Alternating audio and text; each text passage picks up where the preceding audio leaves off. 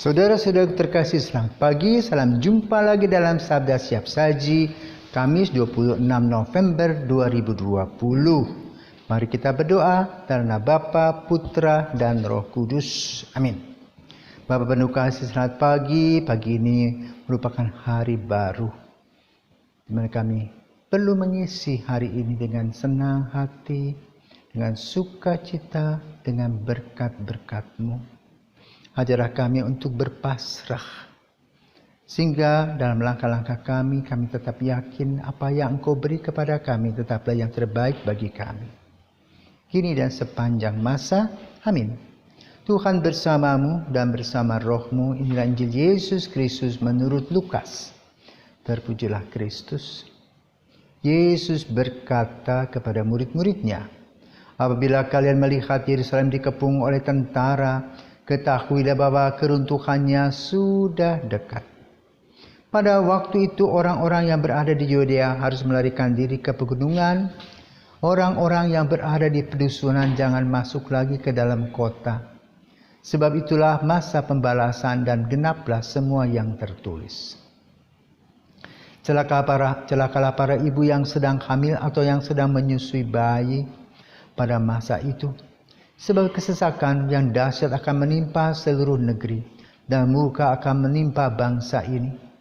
Mereka akan tewas oleh mata pedang dan diangkut sebagai tawanan ke segala bangsa. Yerusalem akan diinjak-injak oleh bangsa-bangsa yang tidak mengenal Allah, sampai genaplah zaman bangsa-bangsa itu. Dan akan tampaklah tanda-tanda pada matahari, bulan dan bintang-bintang.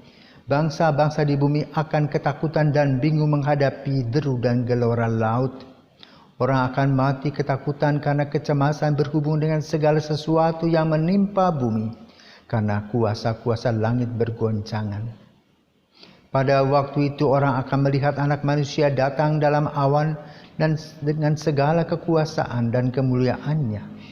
Apabila semuanya itu mulai terjadi, bangkitlah dan angkatlah mukamu, sebab penyelamatanmu sudah dekat. Demikianlah Injil Tuhan, terpujilah Kristus. 7 bulan yang lalu kita dikagetkan dengan peristiwa Wuhan, di mana COVID-19 mulai merebak. Penduduk di kota itu banyak yang meninggal dunia. Diam-diam COVID itu terus menjalar kemana-mana ke seluruh dunia sehingga menjadi pandemi. Banyak pendapat yang mengatakan, itu buatan manusia. Tapi ada juga yang mengatakan memang dia masanya datang. Ada orang yang merefleksikan tentang pandemi 100 tahun yang lalu, di mana belum ditemukan vaksinnya pada saat itu. Maka banyak orang yang meninggal sama seperti saat ini. Ratusan ribu orang sudah meninggal. Pulang ke pangkuan Bapa. Lalu apa yang harus kita lakukan? Yang kita lakukan pertama adalah kita sendiri harus sehat. Maka kita mempunyai satu metode, yaitu menggunakan masker, cuci tangan, ya. Kemudian juga tidak mengadakan kontak dengan orang lain. Dan tidak saling berbicara, karena apa droplet itulah yang digunakan oleh virus ini untuk menularkan. Semua orang bingung. Semua pekerjaan ditinggalkan. Terasa besar di Bali, pulau pariwisata, di mana semua hotel tutup. Tidak ada lagi turis yang datang. Karena berkaitan dengan masalah jasa, maka lemahlah situasi ekonomi. Semua orang kembali ke pertanian. Dan orang mengurung diri. Sesekali perlu berjumpa. Tapi semuanya menggunakan masker. Inilah gaya hidup di abad atau di tahun yang baru, 2020 tahun kembar. Apa tandanya? Bagi manusia yang harus waspada akan situasi yang ada, karena tidak satu orang pun sakti dalam menghadapi virus. Karena itu selain waspada, kita harus menjaga kesehatan pribadi masing-masing, kebersihan, cara berelasi. Dan meninggalkan aktivitas-aktivitas yang tidak terlalu perlu. Hanya tentu disayangkan ada orang yang biasa rajin ke gereja sekarang tidak bisa ke gereja lagi, apalagi sudah menginjak usia 60 tahun ke atas. Maka lalu ada pertanyaan dari orang tua-tua ini, apa salah kami tidak bisa pergi ke gereja? Apa yang harus kita pikir? Yesus berkata, aku datang mengunjungimu di rumahmu. Bukan di gereja lagi, di rumahmu masing-masing. Maka bukalah hatimu, dengarkanlah sabdaku, nikmatilah kehadiranku. Itulah tanda-tanda yang diberikan oleh Yesus pada masa kita. Dan tanda-tanda itu tentu harus mendewasakan kita. Maka kita harus pandai memilih dan memilah yang tidak terlalu penting, tidak usah dilakukan. Kasihan dengan anak-anak yang sedang bertumbuh. Jadi pangkas keceriaannya. Kenapa tidak boleh berkumpul dengan begitu banyak teman lagi? 7 bulan tidak sedikit kegiatan dan aktivitas yang dilakukan.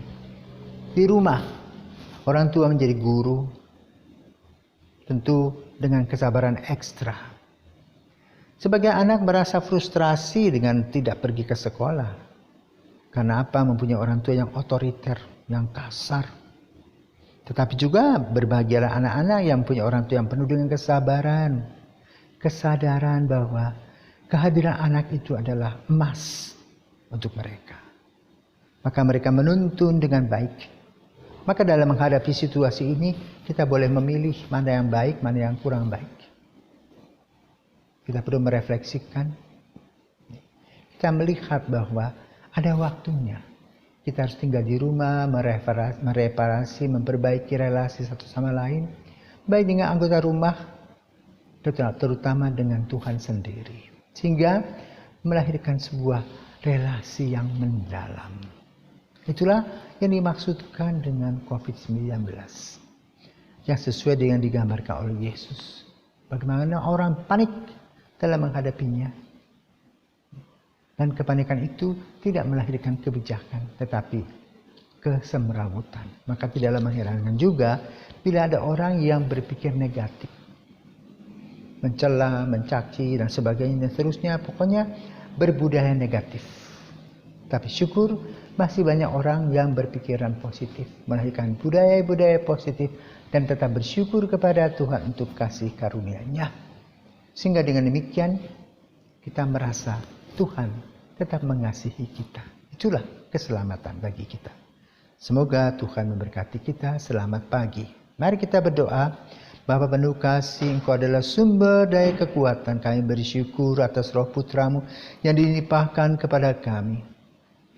Khususnya ketika kami menghadapi COVID-19, Engkau tetap menuntun kami, memberikan kepada kami jalan keluar, sehingga kami tetap eksis, tetap percaya kepadamu dan penyelenggaraanmu. Demi Kristus Putramu dan pengantara kami, kini dan sepanjang masa. Amin.